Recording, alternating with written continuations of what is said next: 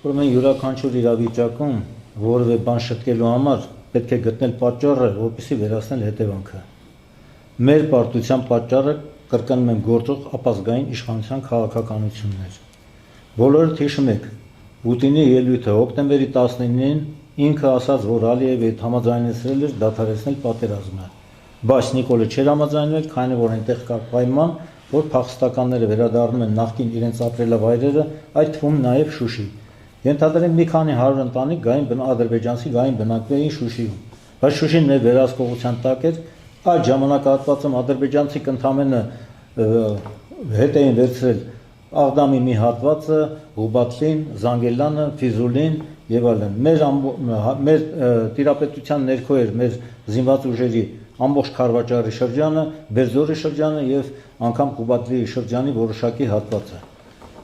Նիկոլ Փաշինյանը չհամաձայնվեց, այնքան ձգձգեց պատերազմը, որ ադրբեջանցիք կենտրոնացնելով շատ մեծ ուժեր եկան վերցրեցին Հադրութը եւ հասան մինչեւ Շուշի։ Շուշին վերցրեցին, Նիկոլն հայտարարում է. Շուշին մեզ պետք էր, Շուշին մի հատ դժգույն քաղաք էր։ Բոլորս գիտենք, որ Շուշին բերդա քաղաք է։ Եթե Շուշին վերցրել են, արդեն Ստեփանակերտը պաշտպանելը շատ դժվար է։ Սա մեկ։ Երկրորդը, Նիկոլ Փաշինյանը վաստակաշատ զինվորականների վրա հանձնարարեց հարուցել շինծ ու քրեական գործեր եւ տանել նրանց կալանավորել։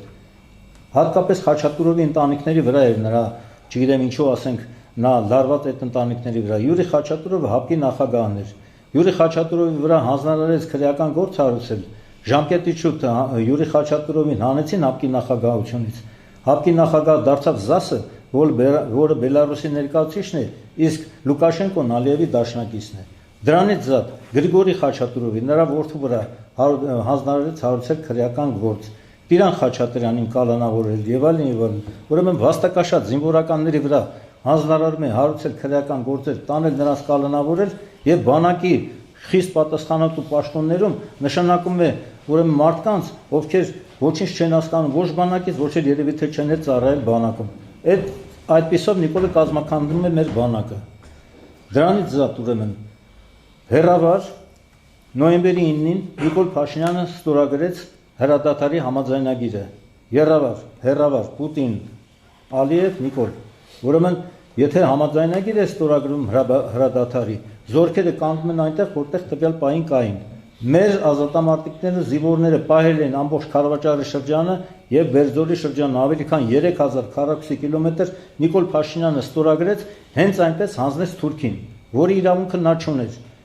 Այդ քայլը կատարելով առավոտ գիշերով ստորագրելով նման համաձայնագիր հրադադարի, Նիկոլը կատարեց իշխանազանցություն եւ դավաճանություն, միանձնյա որոշելով ստորագրել հրադադարի պայմանագիրը։ Ընդ որում նոյեմբերի 9-ի այդ պայմանագրի ոչ մի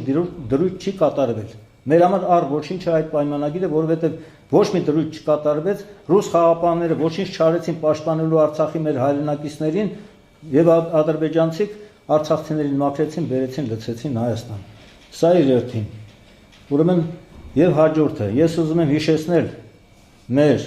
ուրեմն զորավար Նեժդեի խոսքերը, որ բոլոր այն ժամանակահատվածներում, երբ որ հայ ժողովրդի մեջ գերակշռել են նյութապաշտները, մենք պարտություններ ենք կրել։ Իսկ բոլոր այն ժամանակահատվածներում, երբ որ մեր ժողովրդի մեջ գերակշռել են գաղափարապաշտներն ու հայրենապաշտները, մենք հաղթանակներ ենք տարել։ Ներկա դրությամբ ցավոք սրտի մեր իշխանության մեջ, մեր ժողովրդի մեջ գերակշռում են նյութապաշտները, այդ թվում նաև երկրապահի վարչության մեջ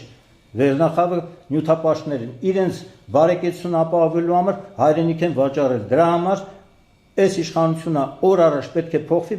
որպեսզի մենք կարողանանք լուծել մեր ժողովրդի ու մեր պետության առջև ծառացած խնդիրները, հզորացնել մեր բանակը եւ ազատագրել Արցախն ու մեր հայրենիքի բռնազավթված մյուս տարածքները։